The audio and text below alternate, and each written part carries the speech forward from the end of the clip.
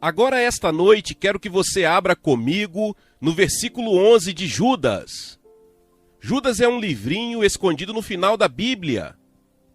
E há apenas alguns versículos, e esta é apenas uma frase de um versículo.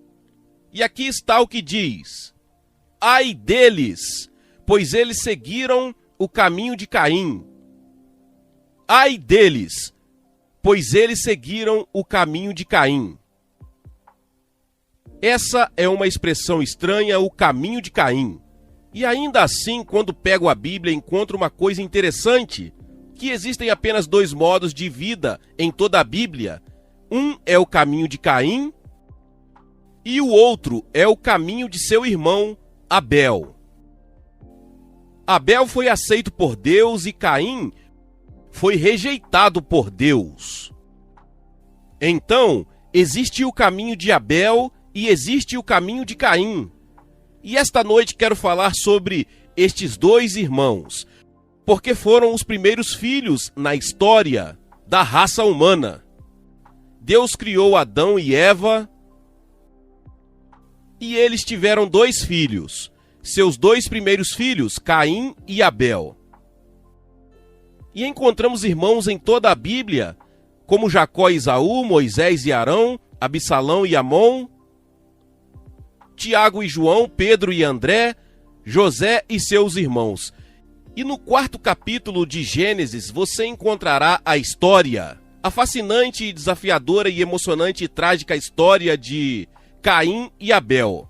Veja, eles foram os primeiros filhos a nascer, eles foram os primeiros agricultores, eles realizaram a primeira cerimônia religiosa e eles tiveram a primeira briga e o primeiro ato de violência que já foi feito neste planeta. Foi feito por Caim contra seu irmão, quando ele matou seu irmão num excesso de raiva, por causa de ciúme e inveja. Mas Adão e Eva devem ter ficado entusiasmados quando esses meninos apareceram, porque Eva disse: consegui um homem do Senhor. Veja, Adão e Eva tinham acabado de passar por uma experiência terrível. Eles se rebelaram contra Deus no Jardim do Éden. Agora, no Jardim do Éden, onde moravam. Eles nunca foram a uma guerra. Não havia exércitos, não havia polícia. Eles não precisavam deles. Não havia prisões, não havia pobreza, não havia sofrimento. E era um mundo maravilhoso para se viver. E eles se rebelaram contra Deus. E Deus os expulsou do paraíso. Expulsou-os do Jardim do Éden. E diz uma coisa muito interessante no final do terceiro capítulo de Gênesis: para que não tocassem na árvore da vida. Por quê? Se o homem tivesse comido da árvore da vida, ele teria vivido para sempre em seus pecados. Nesse sentido, a morte é uma bênção para a raça humana. Suponha que Hitler vivesse para sempre. Suponha que pessoas como Stanley e Eichmann vivessem para sempre e atormentassem a raça humana. Mas uma geração passa e outra vem. Está constantemente mudando e mudando. Deus os expulsou para que não comessem da árvore da vida e vivessem para sempre em seus pecados. Mas Deus também prometeu, antes de expulsá-los, Deus prometeu que um dia ele enviaria um redentor. E ele ilustrou isso saindo e matando alguns animais e derramando sangue e vestindo Adão e Eva com peles. E Deus estava ensinando que a única maneira de nos aproximarmos dele no futuro para sempre,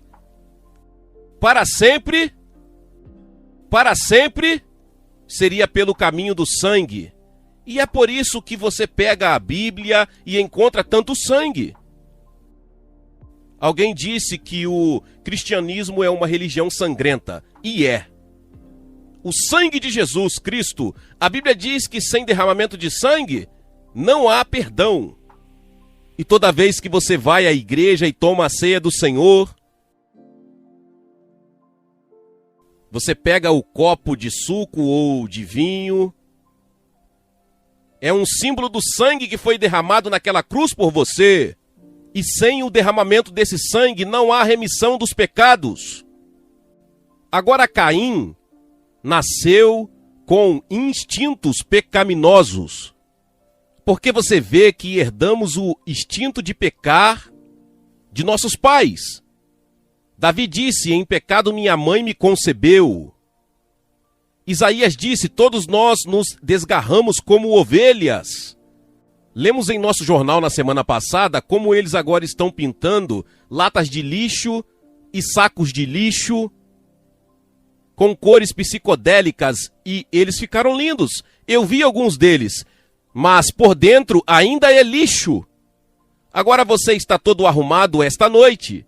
A maioria das pessoas, quando vai a uma reunião religiosa ou igreja, dá o seu melhor. Você pode vir de uma área assolada pela pobreza, você pode não receber apenas cerca de $10.000 por ano.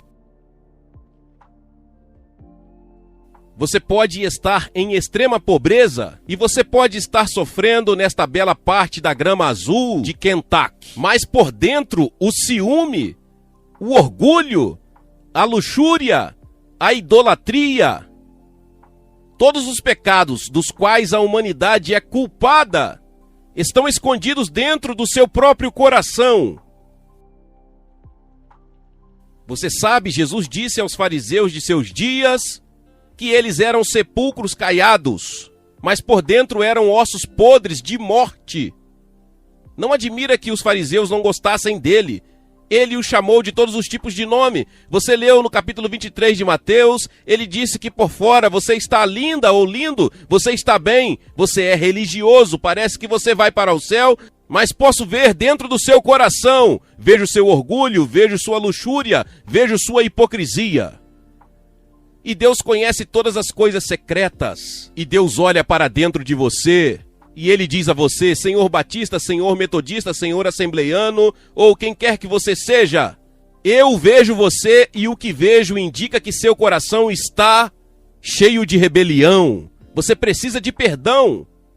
Você precisa ser purificado pelo sangue de Jesus. Agora, quando Caim nasceu, Eva, eu acho, pensou que o nascimento de Caim era para, de alguma forma, um presente de Deus que cancelaria seus pecados. Ela pensou que talvez Caim fosse o Messias que já havia sido prometido. Ela disse: meu filho vem de Deus. Você sabe, há evidências em todos os lugares de que todos nós gostaríamos de cancelar nosso passado e nossos pecados. Gostaríamos de entrar em contato com Deus de alguma forma, mas se rejeitamos o caminho de Deus e seguimos o caminho de Caim, como Caim rejeitou a Deus, a que recorreremos? Nos voltaremos para as estrelas? Recorreremos a qualquer coisa que nos livre dessa culpa e nos dê algum propósito e significado em nossas vidas, sobre o porquê de existirmos. E Eva pensou que talvez Caim fosse ajudá-la, seu filho. Mas Caim nasceu num mundo com enormes vantagens. Nunca houve uma guerra. Não havia ódio nem ciúme. Sem pobreza, ele tinha tudo que uma pessoa poderia desejar.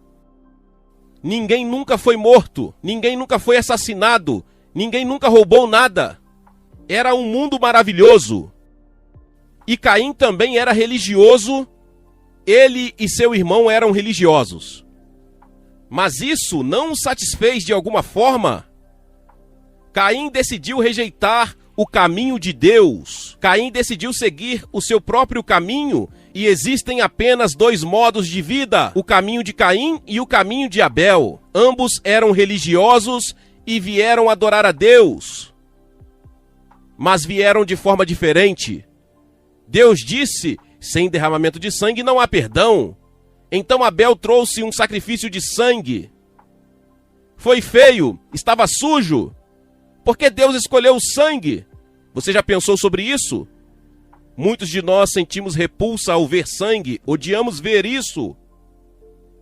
Nossos pecados são feios, nossos pecados são sujos, e toda vez que vemos sangue, isso nos lembra de nossos pecados que são feios diante de Deus e causarão julgamento. Mas Caim não trouxe sangue. Ele disse: é muito sujo, é muito feio, vou trazer as melhores frutas que tiver, vou trazer os melhores vegetais que tenho, como oferta a Deus. Mas a Bíblia diz: é melhor obedecer do que sacrificar. A Bíblia diz: somente pelo sangue. Dizemos que podemos chegar lá de outra maneira. Nós descobrimos nosso próprio caminho. Você sabe, muitas pessoas acreditam em Jesus hoje. Elas estão aceitando Jesus como um herói revolucionário. Muitas pessoas estão cantando sobre Jesus, escrevendo sobre Jesus. Tudo bem, espero que continuem assim. Mas tenha certeza de quem Jesus é. Ele é mais do que apenas uma estrela. Jesus é o Filho do Deus vivo. E quando ele morreu na cruz, ele nunca ficou lá. Ele ressuscitou dos mortos.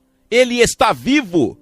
E quando ele derramou seu sangue, aquele sangue significava algo, significava que Deus agora era capaz de perdoar todos os seus pecados. Significava que Deus agora era capaz de transformar você e escrever seu nome no livro do céu, porque Jesus Cristo morreu naquela cruz. Deus agora pode permanecer justo e ser o justificador do pecador. Veja, se assim posso dizer com reverência, Deus enfrentou um dilema. Deus disse: o salário do pecado é a morte. Você tem que morrer. Você está sob a sentença de morte. Como pode Deus vir e simplesmente perdoar e acabar com isso? O júri diz que um homem como Charles Manson é culpado. Mas suponha que o juiz dissesse: vamos deixar Charles voltar. Ele tem todas aquelas namoradas e todas essas responsabilidades e as outras coisas, vamos simplesmente esquecer tudo isso. Isso não seria justiça. Suponha que Deus diria isso para você: você é culpado, eu sou culpado.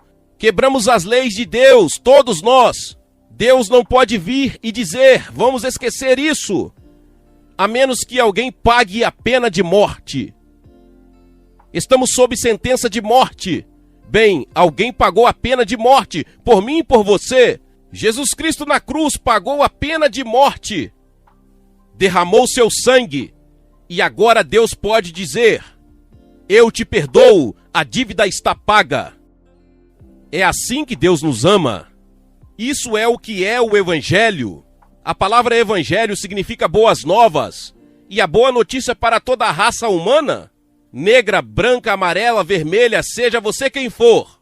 Qualquer que seja a sua posição social, o seu status educacional, Deus está dizendo: eu te amo, eu te perdoo.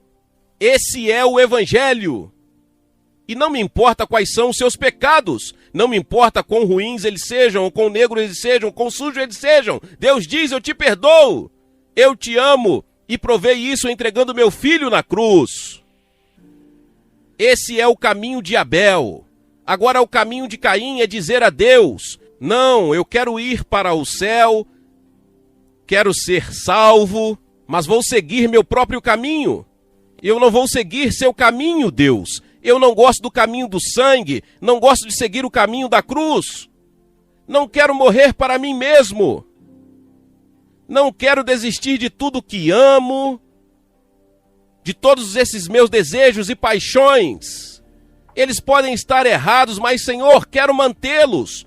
Vou seguir meu próprio caminho, de alguma forma chegarei lá. Não, você não vai. Só há um caminho para o céu, uma porta. É o caminho da cruz. E sem a cruz não há salvação. De acordo com a Bíblia. Então eles trouxeram seus sacrifícios a Deus. E você sabe, estamos fazendo a mesma coisa. Vamos à igreja, tentamos viver uma vida boa e moral, pagamos nossas contas, fazemos o melhor que podemos e achamos que isso será bom o suficiente.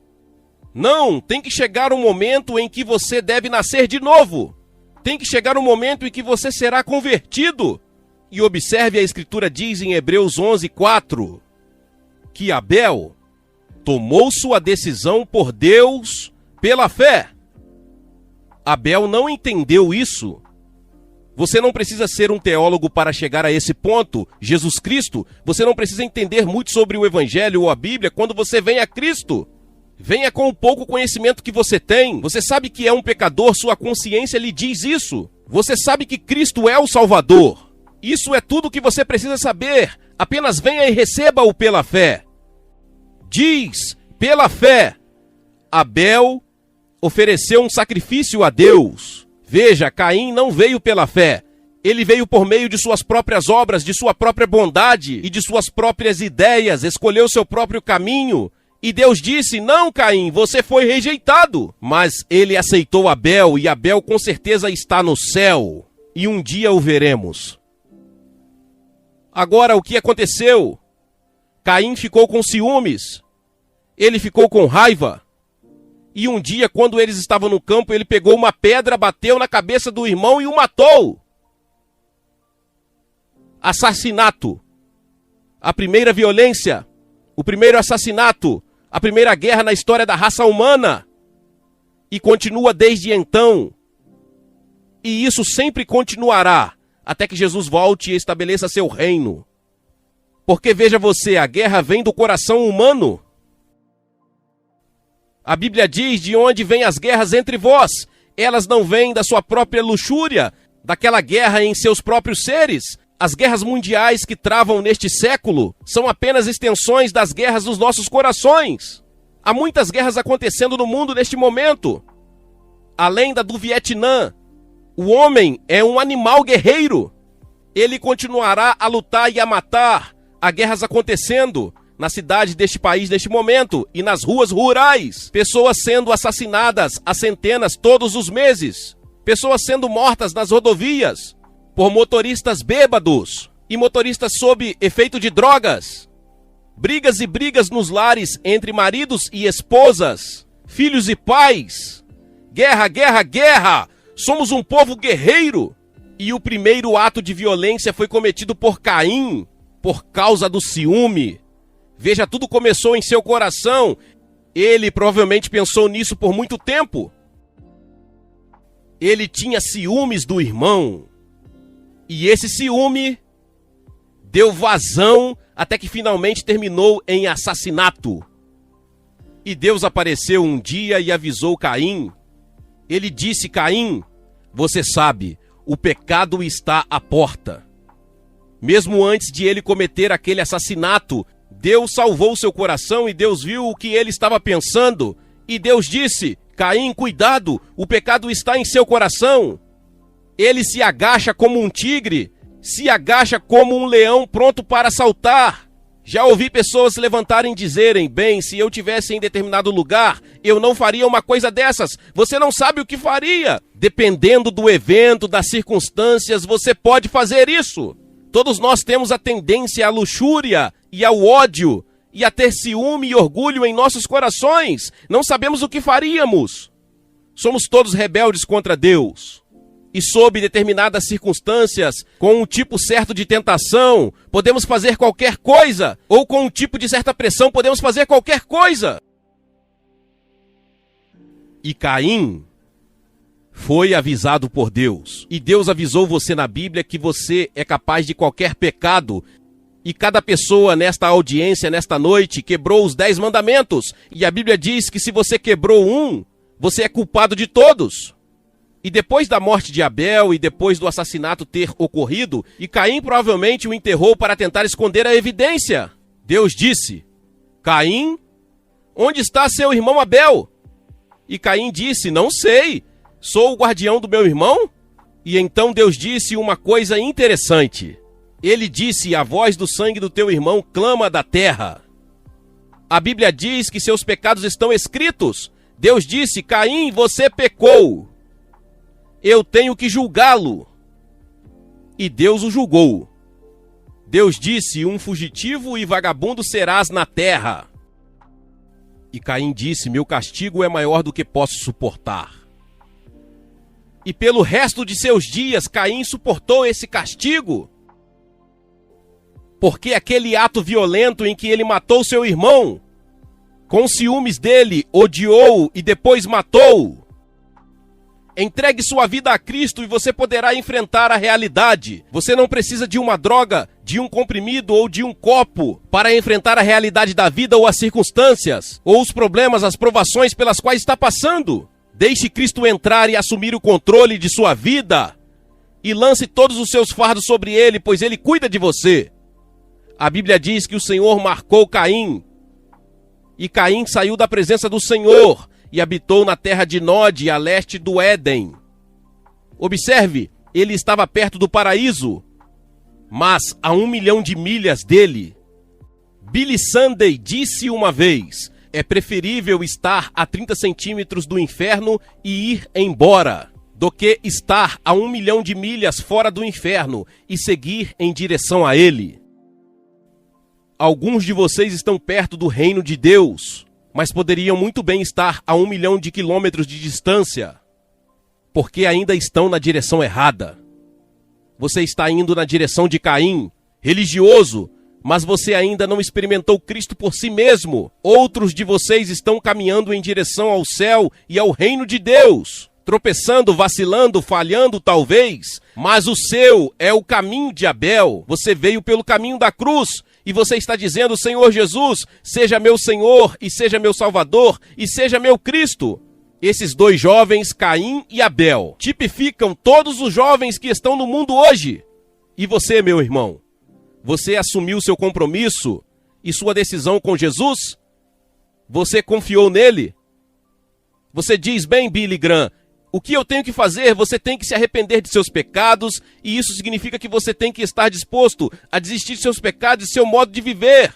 E em segundo lugar, você tem que ter uma fé simples e infantil. Observe, eu disse infantil. Jesus disse que você tem que se tornar como uma criança. Agora, há muitos professores aqui esta noite. Você pode ter um PhD em ciências, filosofia ou psicologia, ou alguma outra disciplina, mas você tem que se tornar uma criança intelectual e espiritualmente. E se você tem que dizer: Senhor, eu não entendo isso, este é um reino que eu não entendo, mas eu venho pela fé, tem que ser a fé de uma criança, como a fé de uma criança em seu pai ou mãe. E então você tem que dizer: eu estou disposto a segui-lo, a entendê-lo, não importa o que custe, não importa a que custo. Jovem, pai, mãe, quem quer que você seja que está aqui esta noite, vou pedir-lhe que se levante de seu assento. Centenas de vocês, como centenas de pessoas, vieram a cada culto. E venham e fiquem na frente desta plataforma e dizer ao ouvir: eu recebo Cristo, quero seguir o caminho de Abel, quero que meu passado seja perdoado,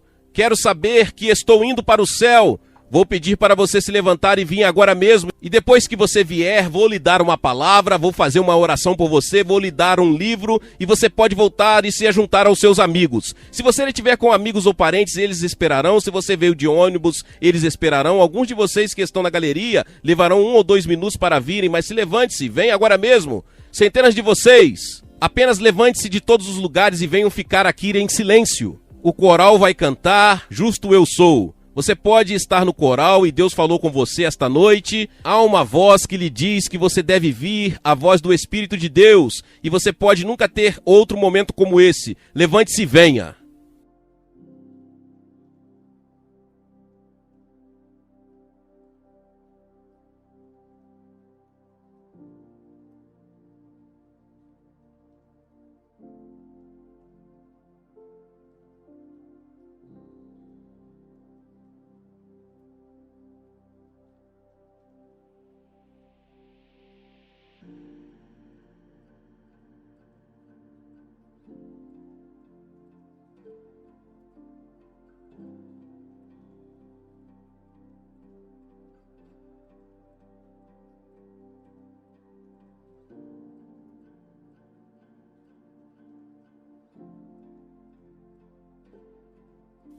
Você que está assistindo pela televisão, de um bar, de uma casa, de um saguão, de um hotel, pode ver que centenas de pessoas estão vindo aqui no campo da Universidade de Kentucky para assumir seu compromisso com Jesus Cristo como seu Senhor e seu Salvador. Eles querem seguir o caminho de Abel. Vou pedir que você assuma o mesmo compromisso onde você está. Você pode fazer isso mesmo agora, na tranquilidade de onde você está. Você pode dizer sim a Jesus Cristo. Ele entrará em seu coração. Que Deus o ajude a tomar essa decisão e esse compromisso. Deus o abençoe. Glória a Deus, louvado seja o nome do Senhor. Que palavra poderosa. Talvez você chegou até aqui e ouviu esta palavra e ainda não é inscrito aqui no canal. Se inscreva aqui no canal e ative o sininho das notificações. Todos os dias são postados vídeos abençoados aqui no canal para te abençoar. Deixe também o seu like e não se esqueça de compartilhar esta palavra com mais pessoas. Meus irmãos e minhas irmãs, nos vemos nos próximos vídeos. Amém.